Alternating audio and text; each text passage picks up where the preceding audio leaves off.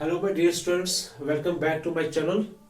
तो last video में हमने अकाउंटिंग कंसेप्ट सीखे थे, accounting principles and accounting conventions. हमने ये सीखा था कि अकाउंटिंग कंसेप्ट्स एंड प्रिंसिपल्स और कन्वेंशंस सेम होते हैं।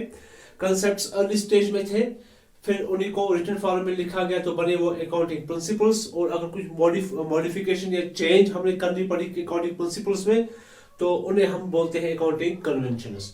तो आज हम स्टार्ट करने वाले हैं accounting principles. Principle number 1, revenue realisation concept और रेवेन्यू रिकॉग्निशन कंसेप्ट। अब कंसेप्ट बोलो या प्रिंसिपल बोलो या कन्वेंशन बोलो, कुछ भी बोलो सब चलेगा क्योंकि सबकी मीनिंग एक ही है। हम स्टार्ट करते हैं आज का video. Dear students, revenue recognition concept या रेवेन्यू रियलाइजेशन कंसेप्ट होता क्या है? Revenue is recognised in the period in which it is earned irrespective of fact whether it is received or not। हम रेवेन्यू को तभी रिकॉर्ड करते हैं जैसे हमने इसको रिकॉग्नाइज किया। इसकी मीनिंग क्या होती है? ये मान के चलो, ये हमारा ईयर है 1 अप्रैल 2020 से लेकर 31 मार्च 2021 फाइनेंशियल ईयर है हमारा ये। तो ये हमारा अप्रैल का महीना है, ये हमारा मई का है और ये हमारा जून का है। यहां पर हमने सेल किया कैश सेल, तो रेवेन्यू हमें यहां पर हुआ तो हम इसको इसी साल रिकॉर्ड करेंगे। तो यहां पर हमने सेल किया बट क्रेडिट सेल, हमने क्रेडिट सेल किया हुआ है, रेवेन्यू रिकॉग्नाइज हुआ, लेकिन पैसा हमें मिलेगा मान लो अगले साल हमें मिलेगा पैसा अगस्त में, एक साल के बाद हमें कैश रिसीव किया। जो हमने यहां पर क्रेडिट सेल किया है उसका कैश रिसीव करेंगे हम अगले साल, ठीक है ना। बट इसको रिकॉर्ड इसी साल में किया जाएगा क्योंकि रेवेन्यू इसी साल का है, तो इसी साल इसको रिकॉग्नाइज किया है, इसी साल ये हुई है तो रिकॉर्ड भी इसी साल होगा। तो it means revenue is recognised in the period in which it is earned. उसी साल हम इसको रिकॉग्नाइज करेंगे जिस साल हमने इसको कमाया है। क्रेडिट सेल हुआ है तो इसी साल हमने कमाया है तो इसी साल इसको रिकॉर्ड किया जाएगा, वेदर इट इज रिसीव्ड और नॉट, चाहे हमने इसको पकड़ा हो या नहीं पकड़ा हो। हमने कैश रिसीव किया अगले साल अगस्त में, लेकिन रेवेन्यू है इस साल का क्योंकि इसी साल इसको रिकॉग्नाइज किया, इसी साल ये सेल हुई है तो हम रिकॉर्ड भी इसको इसी साल करेंगे। तो ये कंसेप्ट हमें यही बोलता है। चलिए गाइस, नेक्स्ट कंसेप्ट पे आते हैं।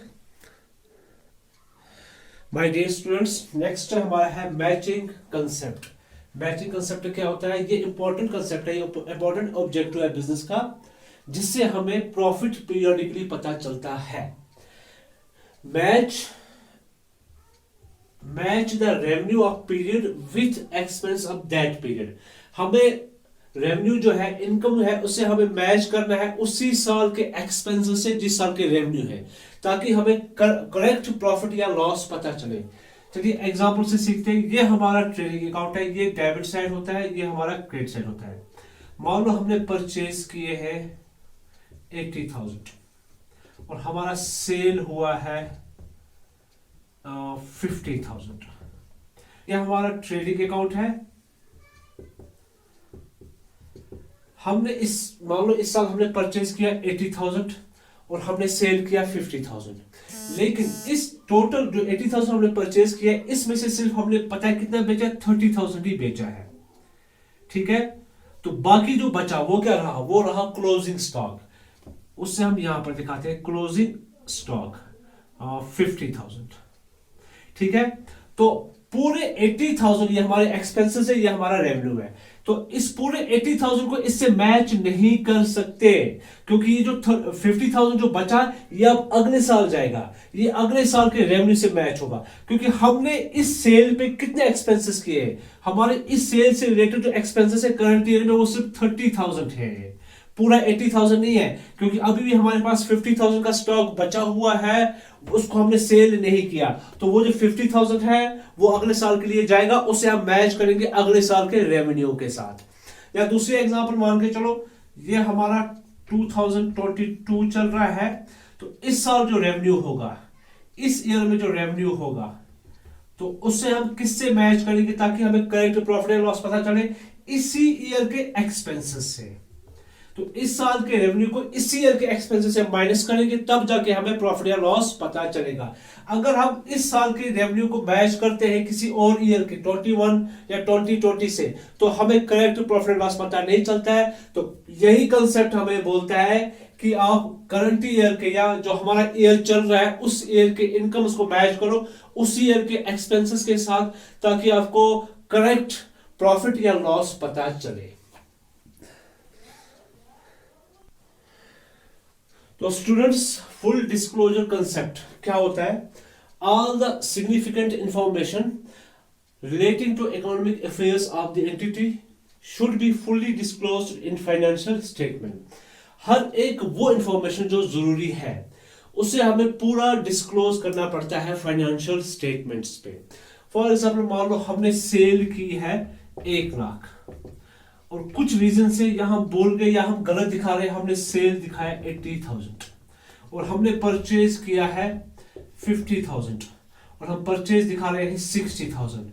तो ये गलत इंफॉर्मेशन होगी, ये भी गलत इंफॉर्मेशन होगी। तो हमें क्या करना है, जो ठीक इंफॉर्मेशन है उसे ही अकाउंट्स में दिखाना है, तब जाके हमारे पास करेक्ट प्रॉफिट एंड लॉस होगा।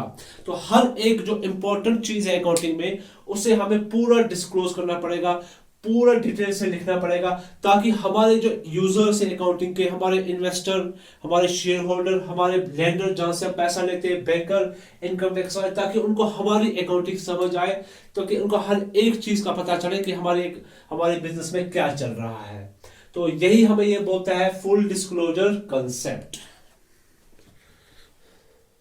सो माय डियर स्टूडेंट्स, अब हमारे पास फोर्थ है डुअलिटी कंसेप्ट या डोर एस्पेक्ट।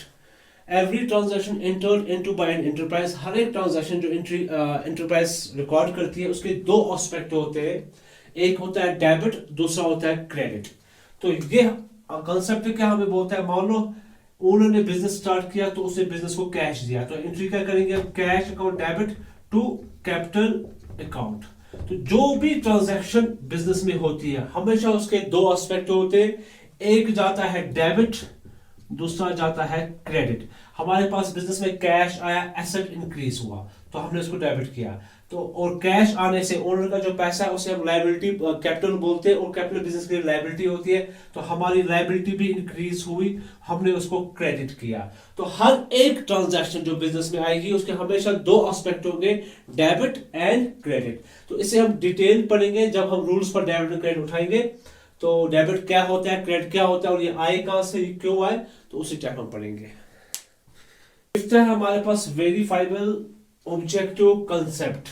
तो ये क्या बोलते हैं हमें, it means all accounting transactions should be evidenced and supported by documents. Accounting में जो भी ट्रांजैक्शन होगी, जो भी रिकॉर्ड होगा, हर एक ट्रांजैक्शन का, हर एक एंट्री का हमारे पास एक प्रूफ रहना चाहिए, एक एविडेंस रहना चाहिए, जिसकी हमें कभी भी जरूरत पड़ सकती है। कभी इनकम टैक्स वाले मांग सकते हैं, कस्टमर मांग सकता है, हमने कस्टमर को गुड्स बेचे हैं उधार और हमें पैसा लेना है। अगर हमारे पास कोई प्रूफ नहीं है और वो हमें पैसा नहीं देगा तो हम कैसे उसे पैसा लें। लेकिन अगर हमारे पास एक प्रूफ होगा तो हम उसे वो दिखा सकते हैं और पैसा ले सकते हैं। प्रूफ क्या होते हैं, हमारे पास वाउचर होते हैं, बिल्स होते हैं, कैश मेमो होते हैं।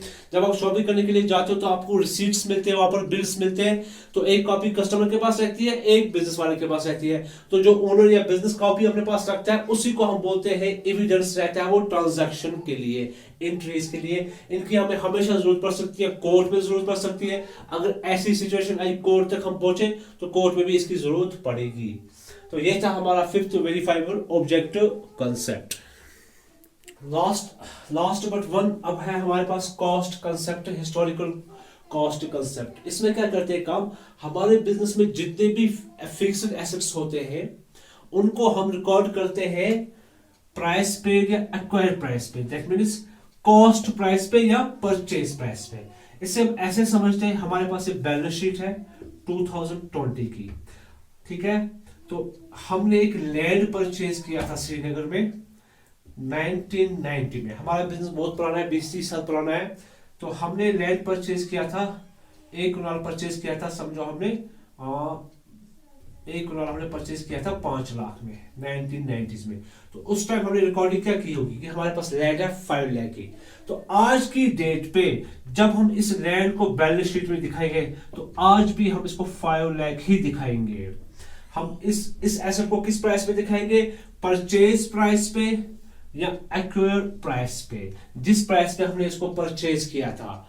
तो जब हम इसको रियलाइज करेंगे या बेचेंगे तब हम इसको मार्केट वैल्यू में ले सकते हैं, लेकिन तब तक हमें क्या करना है काम, हमें अपने बुक्स में इसको हमेशा दिखाना है परचेज प्राइस पे। तो हर एक फिक्स्ड एसेट जो है हमारा, हर एक एसेट जो हमारे बिजनेस में रहता है उसे हमें हमेशा दिखाना होता है परचेज प्राइस पे या कॉस्ट प्राइस पे।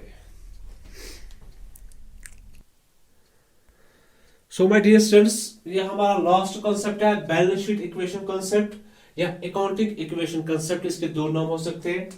हम जानते हैं अकाउंटिंग इक्वेशन में assets are always equal to liabilities plus capital. हम इसको पढ़ेंगे, क्या है अच्छे से एक चैप्टर आएगा तो हम अकाउंटिंग इक्वेशन को पढ़ेंगे। फिलहाल आप मान लो हमारे जो एसेट्स हैं वो किन के बराबर होते हैं, लायबिलिटीज प्लस कैपिटल पे। तो हमारे पास एक फाइनेंशियल स्टेटमेंट होता है जिसे हम बोलते हैं बैलेंस शीट।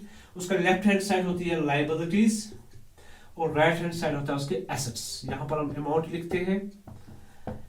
तो हमारे पास यहाँ पर डिफरेंट टाइप ऑफ एसेट्स होंगे। लैंड होगा हमारे पास, फर्नीचर होगा हमारे पास, स्टॉक होगा हमारे पास, अच्छा बिल्डिंग होगी हमारे पास, ये एसेट है। तो इनको मिला के मान के चलते हैं हमारे पास ये 5 लाख के हैं, ठीक है। और हमारे पास लायबिलिटीज है, डिवेंचर्स है, लोन है, क्रेडिटर्स है। तो मान के चलते इनका टोटल जो हमारे पास है वो है 2,50,000, ठीक है। अब कैपिटल है जो उन्होंने पैसा लगाया वो भी है 2,50,000। तो अब देखिए एसेट कितना है हमारे पास, 5 लाख, एसेट 5 लाख। लायबिलिटीज कितनी हमारे पास है, 2,50,000। और कैपिटल कितना है, ये भी हमारे पास है 2,50,000। तो ये इक्वेशन, ये जो कंसेप्ट है हमें यही सिखाता है, assets are always equal to liabilities plus capital. Thank you my dear students.